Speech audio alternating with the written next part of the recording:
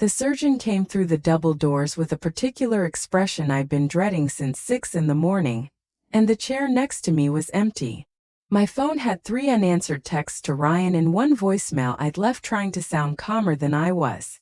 I sat alone in a waiting room that smelled like antiseptic and recycled air, in a hospital where our 7-year-old daughter was under general anesthesia having her heart repaired, and the man I'd been married to for 9 years was on the 11th hole of a golf course 4 states away. Not because of an emergency, not because of some unavoidable catastrophe, because he'd decided, after I'd told him about this surgery date months in advance, that the trip had already been planned, that the cardiologist had said it was a routine procedure, and that I would have my mother there. Like my mother was a substitute for her father. Like a routine procedure was something a 7-year-old experienced alone in a recovery room without anyone who loved her having sat in that waiting room and bargained with whatever they believed in while the minutes passed like hours.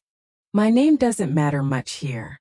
What matters is Lily, 7 years old, missing her 2 front teeth, obsessed with a particular animated show about a girl who talks to horses, and the owner of a small atrial septal defect that a pediatric cardiologist named Dr. Reeves had discovered during a routine checkup when she was 5. A hole in the upper chambers of her heart, smaller than a dime, that most children are born with and that usually closes on its own in early childhood. Lily's hadn't. By her 6th birthday, it had become clear it wasn't going to close without help, and by the summer before 2nd grade, Dr. Reeves had recommended surgical repair before the defect could create complications down the line. Not an emergency. Not tomorrow. But not optional either. And not something to delay indefinitely out of wishful thinking. I am a middle school art teacher, which means I understand children, how they process fear, how they need to be held alongside their bravery, how they can sense when the adults around them are performing calm versus actually providing it. I understood what Lily would need going into that surgery more than almost anything else I'd understood in my parenting life. She would need to see her father's face before they took her back. She would need to know he was in that building, in that waiting room, not just available by phone, not just theoretically involved, but physically present the way a parent is supposed to be present when their child's chest is opened. That was not a complicated thing I was asking for. It was the most basic thing. I'd been married to Ryan for 9 years. He's in commercial real estate, client relationships, deals, golf outings that are also business, dinners that are also business, weekends that are theoretically family time but in practice carry a low hum of availability to work that never fully goes away. He's not a bad man. I want to be clear about that, not to protect him but because it's actually true, and because the story of how we got to that waiting room isn't a story about a villain. It's a story about a man who had learned, slowly and without much friction from me, that his discomfort with the hard, helpless parts of parenting was an acceptable cost for other people to absorb, that his absence from the difficult moments was something that just happened, rather than something he chose repeatedly, over years, until it became the defining shape of who he was in our family. I had Lily at 31. Ryan was 33 and newly promoted and genuinely trying in the early years, in the specific, slightly clumsy way of a man who loves his child but isn't sure how to show up for the parts that don't have clear instructions. He was good at the fun parts, the Saturday morning pancakes, the backyard catch, the theatrical bedtime voices for picture books. He was less good at the hospital waiting rooms, the sick nights, the parent-teacher conferences that happened on Thursday afternoons, the appointments that required him to move something from his calendar rather than simply add something to mine. I covered those things without much complaint for a long time, which I understand now was not the kindness I thought it was. It was a slow, patient training of a man who needed no training in avoiding discomfort, only someone willing to absorb the consequences of it. The surgery date came through in late March, for the 2nd Friday in September, 23 weeks away. I wrote it in big letters on the kitchen calendar the same afternoon Dr. Reeves's office called, because I wanted it visible, because I wanted it to be unmissable, because some part of me already understood that the unmissable things in our house had a way of becoming missable once they competed with Ryan's schedule. I told him that evening over dinner. He listened, asked a few practical questions. How long was the surgery? What was recovery like? Would she need to miss school? And then said, okay, and went back to his phone. That was it. No, we'll be there. No, I'll clear my calendar. Just okay and the scroll of a thumb. I told myself he was processing. I told myself the okay was the beginning of a longer conversation that hadn't started yet. I told myself a lot of things that evening that were more comfortable than what I actually thought. 3 weeks later he mentioned casually, over morning coffee, that he'd confirmed a client golf trip for the second Friday in September. I put my mug down and said, "That's the day of Lily's surgery." He looked at his phone, at his calendar, then back at me and said, "The invite came in before we got the date." I said it didn't matter when the invite came in. He said these were important clients. I said our daughter's heart surgery was important. He said I was making it sound more serious than Dr. Reeves had made it sound. I said Dr. Reeves was describing it clinically, not telling him it was okay to miss it. He said he'd look at whether it was possible to adjust the trip, and I said okay. And inside I felt the particular dread of someone who already knows what the answer is going to be and is just waiting for the timeline to confirm it. He never adjusted the trip. Every time I brought it up over the following weeks, there was a new version of the same explanation. The clients were flying in from out of state, the venue was booked, missing it would damage a relationship worth 7 figures to his firm. He started adding reassurances I hadn't asked for. Your mom will be there. Reeves said it's a routine procedure, kids recover from these things fast. I'll fly home the same night if there are any issues. Like the issue was about logistics. Like the issue wasn't about his daughter lying on a table with a surgeon's hands near her heart, while he stood on a golf course in North Carolina laughing at someone's joke about their handicap. My mother came. She drove 4 hours the night before and slept on our pull-out couch and made Lily's favorite breakfast the morning of. Blueberry pancakes with too much syrup the way only grandmothers allow. She was wonderful, my mother, in all the ways she is always wonderful, and she held my hand in the waiting room and never once said a single thing that made me feel judged. But she was not Lily's father, and there is no substitute for Lily's father. That seat next to me in the waiting room had one name on it, and it wasn't hers. The week before the surgery had a particular quality to it that I still feel when I think about it. A kind of compressed time where everything felt either too fast or too slow depending on whether it was ordinary or frightening. Helping Lily with homework felt unbearably normal. Watching her sleep felt unbearably precious. Getting through the pre-surgical appointments, the blood work, the anesthesia consultation, the list of post-op instructions I read 4 times because I needed something to do with the fear. Those things felt urgently real in a way the rest of my life had temporarily stopped feeling. Ryan was home that week. He was pleasant. He made dinner twice, played cards with Lily on Wednesday night, helped her practice her spelling words on Thursday morning. He was present in all the surface ways that a father is present during an ordinary week, and that ordinariness was almost worse than if he'd been absent, because it let him tell himself, and maybe me in the spaces between things, that everything was fine, that he was here, that he was involved, and that the trip on Friday was therefore no different from any other business obligation he'd had over 9 years of marriage. I tried once more on Thursday evening. I waited until Lily was in bed and the house was quiet, and I sat down next to him on the couch and said, "I need you to consider not going tomorrow. I need her father there. I need me to not be alone in that waiting room for however many hours this takes." He was quiet for a moment, which I briefly mistook for genuine consideration. Then he said he understood it was hard, but Dr. Reeves had been clear that this was a standard procedure, that outcomes for this type of repair were excellent, that being worried was natural, but the worry didn't change the reality of the situation. He said he'd have his phone on the whole time. He said he'd take the first flight home if anything changed. He said he'd already told Lily he loved her and that she was going to be fine. I didn't argue. I had no arguments left that I hadn't already made. I went to bed and lay in the dark for 2 hours listening to the house and thinking about all the times over 9 years I'd had a version of this same conversation and ended it the same way. Not with resolution, not with him actually hearing me, But with me deciding the cost of continuing to push was more than the cost of absorbing the outcome alone. I had been absorbing outcomes alone for a long time.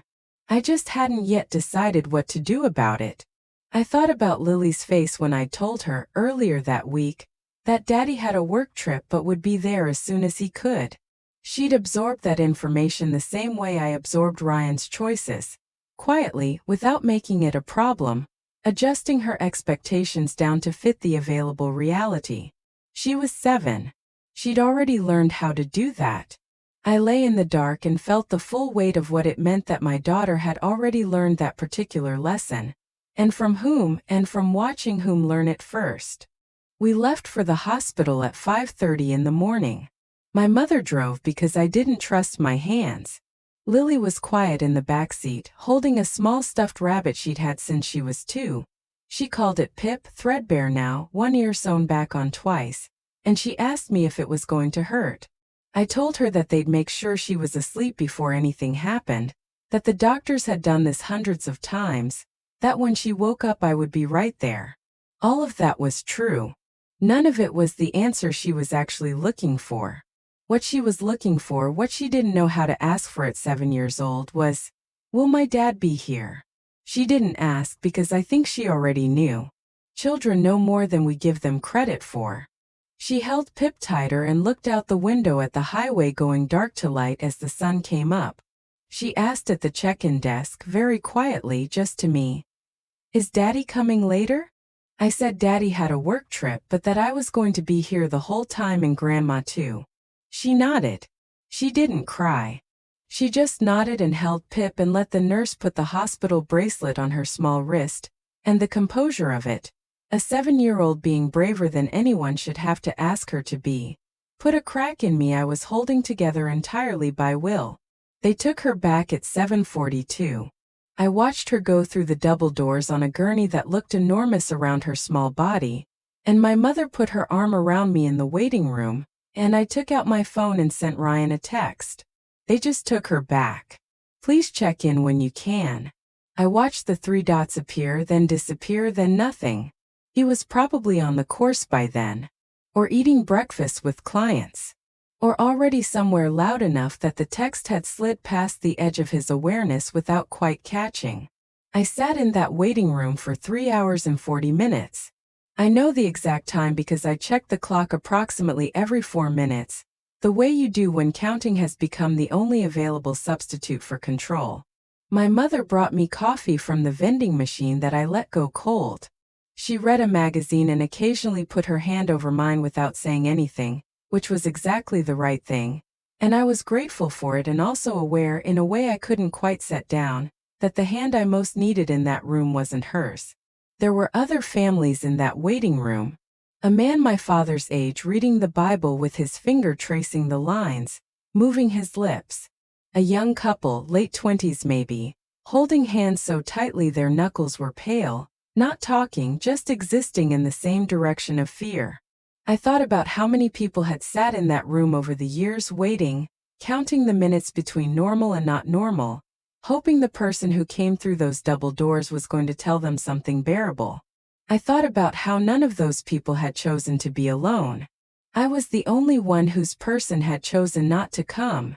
At hour 2, a surgical resident came out to say they were progressing well, but the procedure was taking slightly longer than anticipated. At hour 3, Dr. Reeves himself came through the double doors, and his face had the particular careful composure of a surgeon preparing to deliver news that is better than the worst but not as simple as the best, and I thought, the chair next to me is empty, and my husband is on a golf course, and whatever he is about to say to me I am going to hear alone. Lily was fine. I need to say that immediately because I know what it feels like to read a story like this and fear the worst, and the worst didn't happen.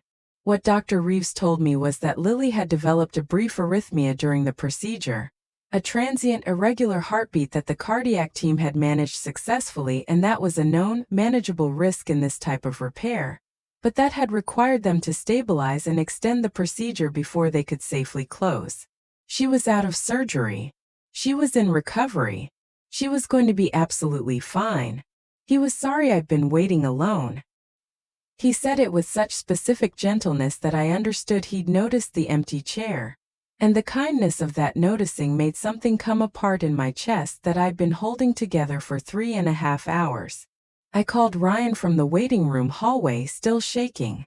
He picked up on the fourth ring with the ambient sound of a golf course behind him. Wind, a cart, someone laughing at a distance. I told him what had happened, the arrhythmia, the extended procedure. Lily was okay, she was in recovery. He said thank God, he said that was a relief, he said he'd known she was going to be fine. I stood in that hospital hallway with my back against the wall and listened to him be relieved from a distance and said nothing, because what I wanted to say required more than a phone call could hold. Lily was in recovery for 2 hours before she was stable enough for me to come back. 2 more hours of waiting room, of my mother refilling my water cup, of me sitting with my hands in my lap and nowhere to put the relief and the leftover terror and the anger that had been building since 7:42 that morning. The nurse who came to get me had a kind face. She said Lily was asking for her rabbit. I walked down that hallway carrying Pip in one hand and my whole unraveled self in the other, and I sat down next to my daughter's hospital bed and I held her hand and she said, "Hi, Mama," in a small groggy voice, and I said hi back and managed, somehow, not to fall apart entirely until after she'd gone back to sleep. My mother held Lily's hand in the recovery room when she first woke up, confused and asking for Pip, and I held her other hand, and when she said, "Where's Daddy?" I told her he was coming soon. Which was technically true. He had a flight booked for that evening. He landed at 9:15, came straight from the airport, stood in the doorway of the hospital room holding a gift bag with a stuffed animal inside. And I watched Lily's face do the thing children's faces do when they see a parent they've been wanting. That pure, unguarded relief, and I said nothing about any of it. I watched her reach for him with the arm that didn't have the four, and I watched him hold her carefully, one hand behind her small head, and his eyes met mine over her shoulder and I saw something flicker there that I couldn't quite name. Not guilt exactly. Awareness, maybe. The specific awareness of a man arriving somewhere late and understanding, for the first time, the size of what he'd missed. I didn't say anything. I handed him the cup of water she needed and went to stand at the window for a moment, looking at the hospital parking lot, letting myself feel nothing more than I could actually carry in that room with Lily awake and watching both her parents. I saved it. I carried it home. I put it in the same internal drawer where I'd been putting these things for 9 years, and I told myself I would deal with it later, not knowing yet that later had already arrived. He was home for 2 days before we had the actual conversation. 2 days of Lily's recovery, of medication schedules and keeping her still and managing the specific, exhausting task of telling a 7-year-old she can't run or jump or sleep on her stomach. And Ryan was genuinely good during those 2 days. Present, patient, doing everything I asked without complaint. I watched him with her and I felt the two things at once that I'd been feeling for 9 years. Love for the father he was capable of being, and grief for the father he kept choosing not to be. On the 3rd day, Lily was napping and my mother had gone home, and I sat down at the kitchen table and said I needed to talk about the surgery. He sat down across from me with the specific posture of a man who already knows a difficult conversation is coming, and has decided in advance to manage rather than receive it. I told him about the arrhythmia. I told him about the 3.5 hours. I told him about sending texts that went unanswered and calling on the 4th ring and hearing golf carts in the background, and trying to explain to a recovering 7-year-old why her father hadn't arrived yet. I told him all of it plainly without crying, because I'd already done all the crying that was going to happen about this particular conversation before he'd even gotten home. He apologized. First with genuine feeling. He said he hadn't realized it had been that serious. He said if he'd known about the arrhythmia he would have come immediately. He said he was sorry I'd been alone for it. And then, gradually, the apology began to shift its shape. He started adding qualifiers. He said Dr. Reeves had described it as routine. He said the arrhythmia was a known risk that had been successfully managed. He said he understood I was upset but that outcomes had been good and maybe. And this was when everything in the room changed. Maybe I needed to consider whether I was letting the fear of what could have happened color how I was responding to what actually happened. He said he didn't want to minimize what I'd felt. And then he said the word. I just don't think you're overreacting on purpose, but it does feel like you might be overreacting. I looked at him across the kitchen table. I thought about the chair next to me in that waiting room. I thought about Lily asking where Daddy was from a hospital gurney. I thought about 9 years of absorbing outcomes alone so that he could stay comfortable. I thought about the word itself, overreacting, and how it works, how it shifts the conversation from what a person did to how another person is responding to it, so that suddenly the subject is your response and not the thing that caused it. I had heard that word used on me before in smaller moments, and I had done what you do with a word like that when you hear it from someone you love. I tried it on, turned it over, wondered if they were right, adjusted myself accordingly. I was done adjusting. And I said very quietly, I'm not overreacting. I'm telling you the truth about what it cost me. Those are different things. He opened his mouth to respond and I said, Don't. Not right now. I need you to sit with what I just told you before you say anything else. And to his credit, he did. He sat. He didn't say anything. But the word was already out there, and some words once said don't go back to being unsaid. I called my best friend Sophie that evening, after Ryan had gone to give Lily her nighttime medication and read her to sleep. I sat on the back porch in the dark and told her everything, and Sophie listened the way she always listens, completely, without rushing to fix anything, asking the right question when there was silence long enough to ask into.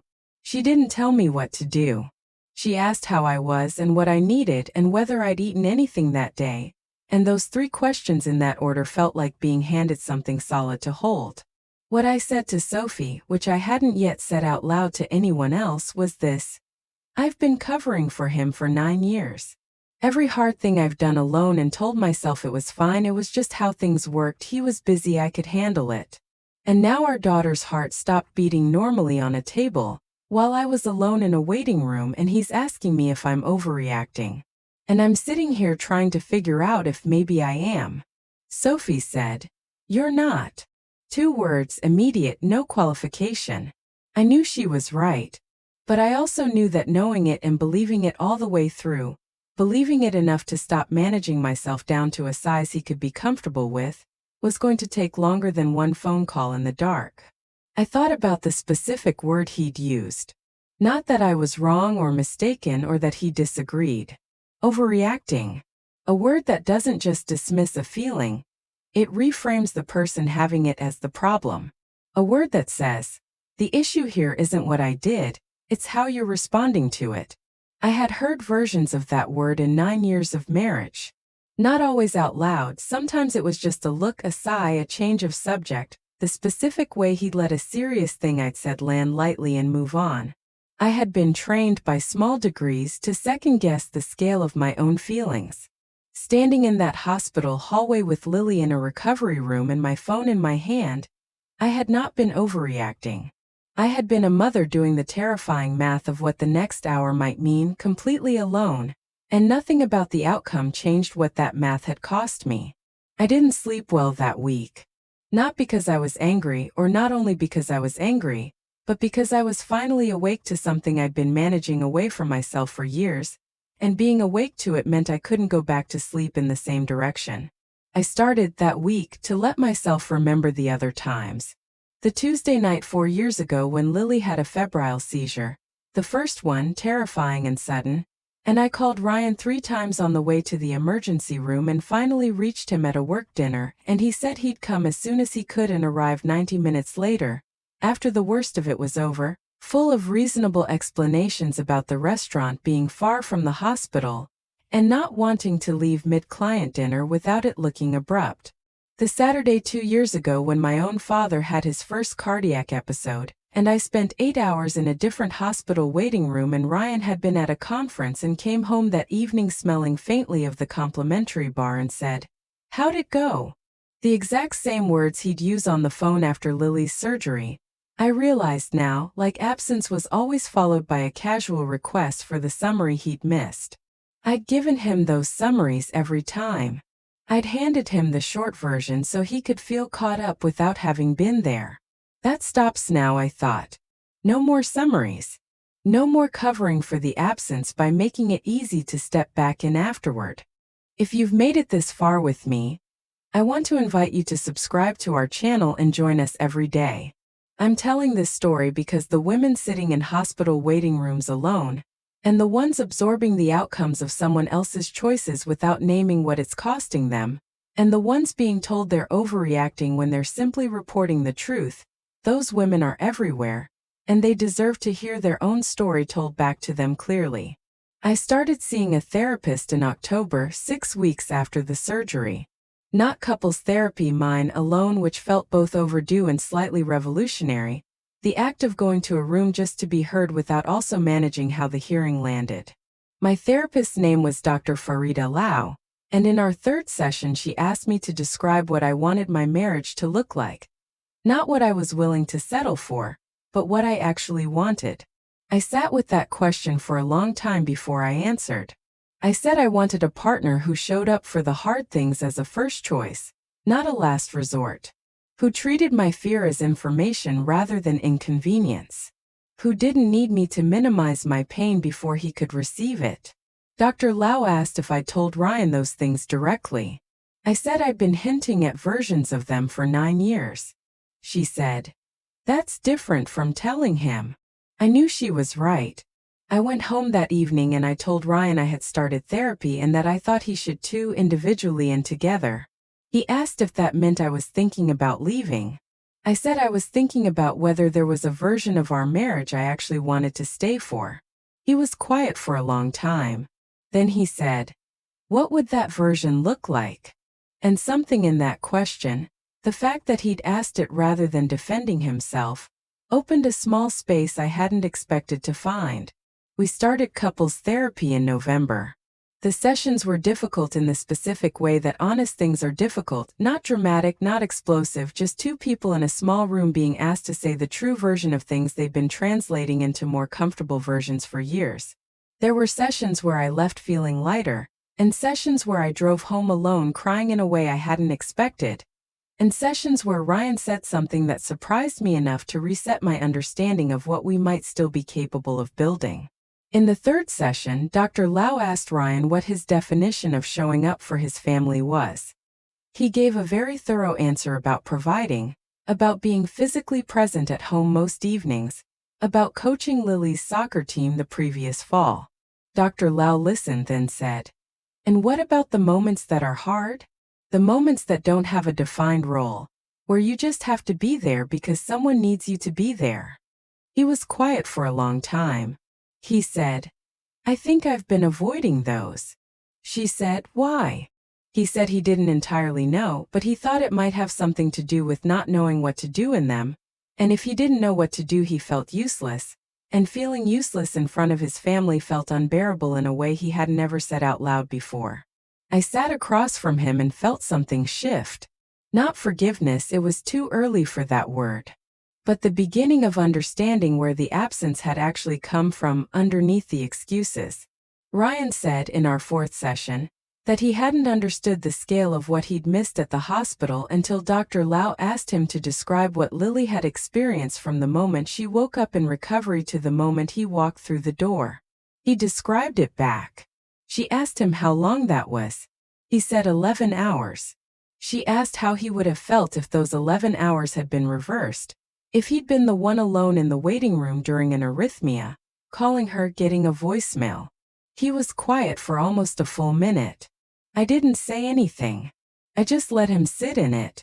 Lily has a scar now, a thin, pale line down the center of her chest that she shows people with complete matter-of-fact pride. The way 7-year-olds show you everything they've survived once the surviving is finished. She calls it her zipper. She asked me once if it would go away, and I told her it might fade but it would probably always be there in some form, and she thought about that for a moment and said, "That's okay. It means I'm fixed." I told her she was never broken. She said she knew that, she just meant fixed, like when something gets better. She's 8 now. She's fine. She is entirely, gloriously fine. Ryan and I are still in couples therapy. We are not the same people we were on that Friday in September, which is the most honest thing I can say about where we are. He attended every single follow-up appointment Lily had in the months after surgery, all 6 of them, rearranging his schedule without being asked, without being told to, showing up as a first choice in a way that felt like something he'd decided rather than been instructed toward. He didn't announce it. He didn't reference it as evidence of change. He just showed up. That quiet consistency has meant more to me than any conversation we've had in therapy, because it is the difference between someone who has heard you and someone who has understood you. I stopped minimizing. That's the thing I carry forward most from all of it. Not the surgery, not the waiting room, not the word he used and the night I sat on the back porch in the dark telling it to Sophie.